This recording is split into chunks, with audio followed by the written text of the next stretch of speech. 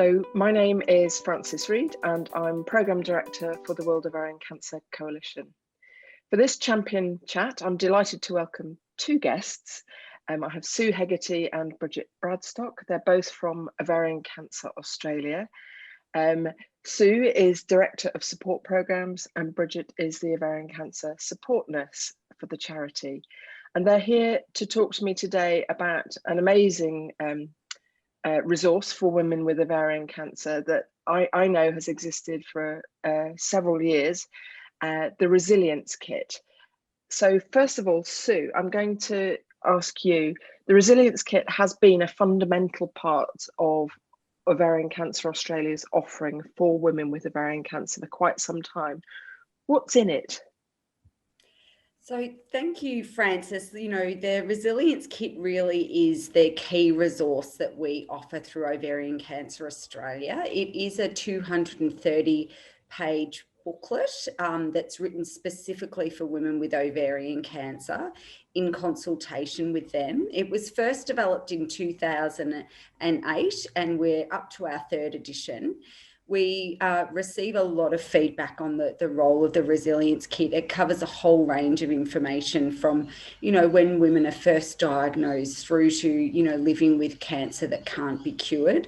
It covers those topics around, talking to people about the ovarian cancer that they're living with. It features lots of stories of women with ovarian cancer and their pictures. We do get a lot of feedback on the resource that it provides a lot of hope to women, and we know that it's a very frightening experience for women to be diagnosed with ovarian cancer, and certainly a lot of the feedback we get is how helpful it is to hear from other women and to see other women featured throughout the Resilience Kit. It is available as a hard copy resource and also as a PDF that they can download from the website, and then it's clickable, so all of the support resources throughout it, women can then link out to other services. So it's a comprehensive guide that we really aim for women when they're newly diagnosed to be given this kit at that point of diagnosis. And how has it changed over the years?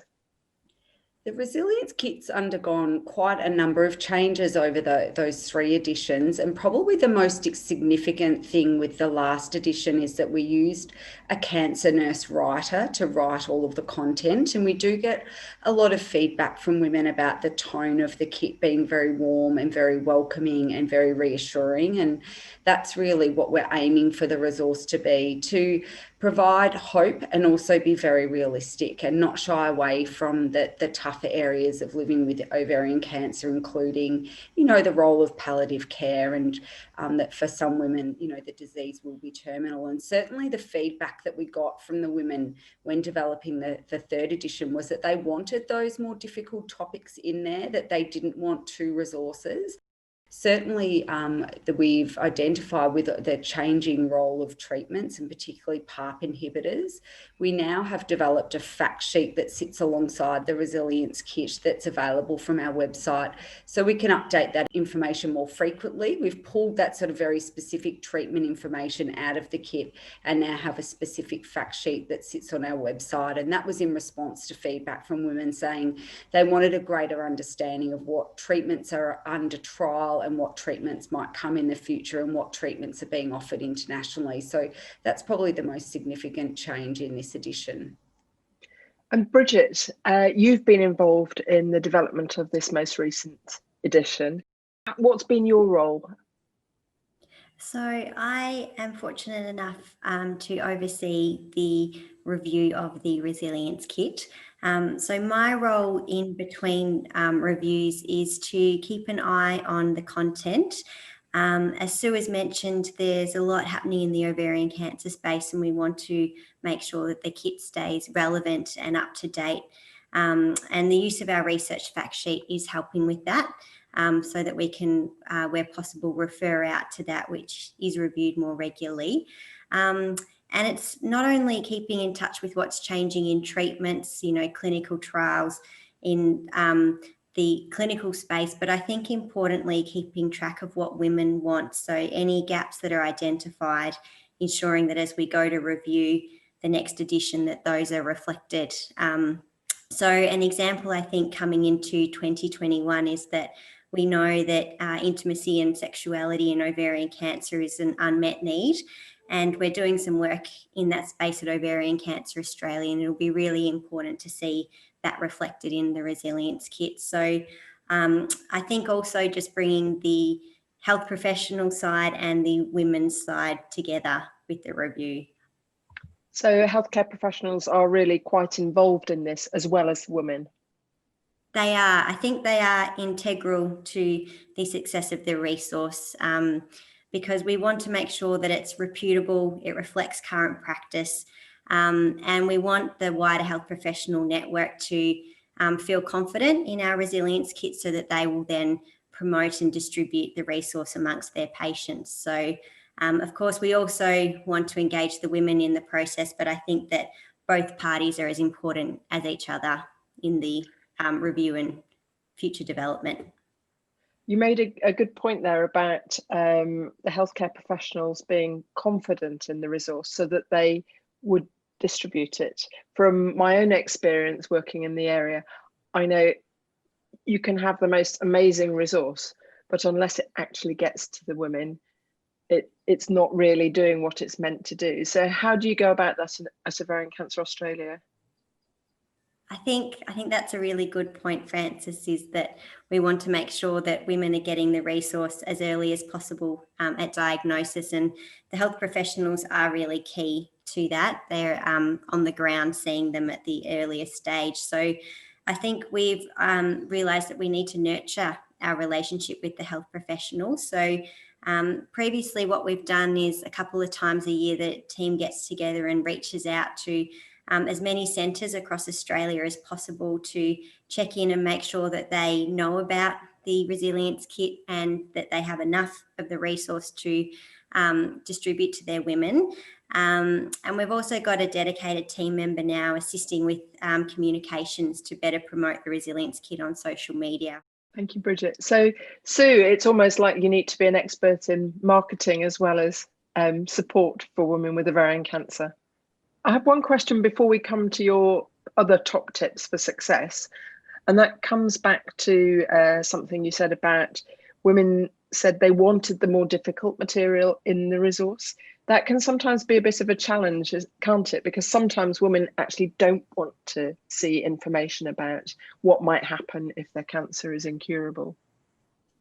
How we've managed that in the third edition is to really highlight to women what's coming in the chapters and to give them a softened start in the chapter around palliative care and end-of-life care, to sort of say not all women will be ready to read this or really even need to read it. So giving them that signposting around the resilience kit and sort of having the tabs where women can really choose which sections of the resilience kit they go to. I think it's also about being able to use an oncology nurse writer who was able to really soften that language and make it very warm and very signposting what's to come in the resilience kit. And that's probably the strongest feedback we get, that it's very factual, but it's also very hopeful. And I think one of the key ways to offset the nature of some of the information is to have the pictures of women and women talking about their own fears. And I think a lot of it is that normalising of the emotions. And we know in Australia, and I'm sure it's similar internationally, that, you know, over 40% of women have clinical levels of anxiety or depression. So we need to have that lens over the development of our resources, that this is a highly stressed group of people that are reading this information, and they are very frightened. And we need to be honest about the treatment and the side effects and the challenges, but we need to do that in a way that's not confronting to women. Thank you. And Bridget, just one quick question before we come to the tips as well for you. In this digital age, it would be very easy to make this just an online resource, especially I know, Australia posting out across the country, it takes a long time. Is the printed copy, the actual hard copy, still as valuable to you as ever?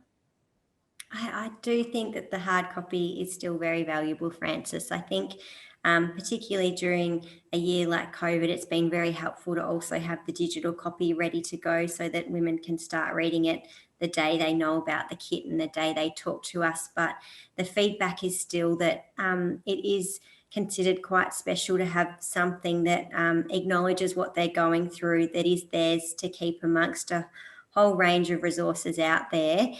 This one really has been developed for them and speaks to them. It means that they can put it on the shelf when they don't need to engage with it. They can pull it out at different times and read the sections if and when they're ready to. So I think we will be continuing the hard copy at least for a while. I can't see it going anywhere. The women really appreciate the, care that's gone into the hard copy. So thinking about the top tips for the resilience kit, I think we've spoken a bit about, and I'm sure most people listening to this recording will, have the consumer at the centre. So the women really driving the resource development and what's included in it. I think that's the critical top tip.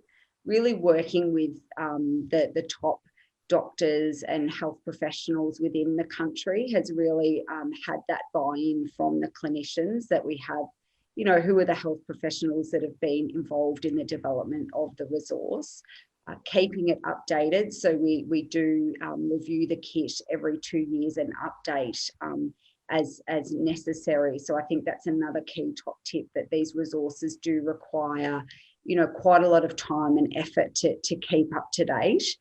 I'd also say, having a project officer, like someone like, Bridget, who's just done an incredible job with the resource and really owning that whole process. And at the very outset, thinking about the cost of the design of the resource and also the reprinting, because it is costly. But the feedback we get from women is that they really value the photos. They really value that it's nicely laid out, that there's pop-out boxes, that it's got a really nice design throughout the kit. And I think it's really worth doing that investment. And we are certainly happy to talk with any other organisations who are looking to develop a resource like the Resilience Kit. And we also can set up arrangements where we can share the kit, because there's a lot of similarities across countries. So we are happy to share our resource and for others to redevelop it. But again, that in itself is quite a lot of work. So just not to underestimate what is required. We know the women find it so incredibly useful, but as an organisation, it really is a big commitment to take it on and to keep it up to date and also to get it out to the women. I can't underestimate just that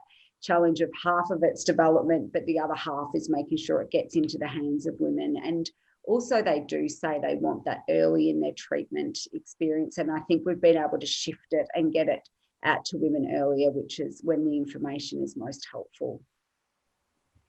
Thank you both very much for your time today, and congratulations on an incredible piece of work that continues to help very many women. Thank you. Thanks so much, Frances. Thank you.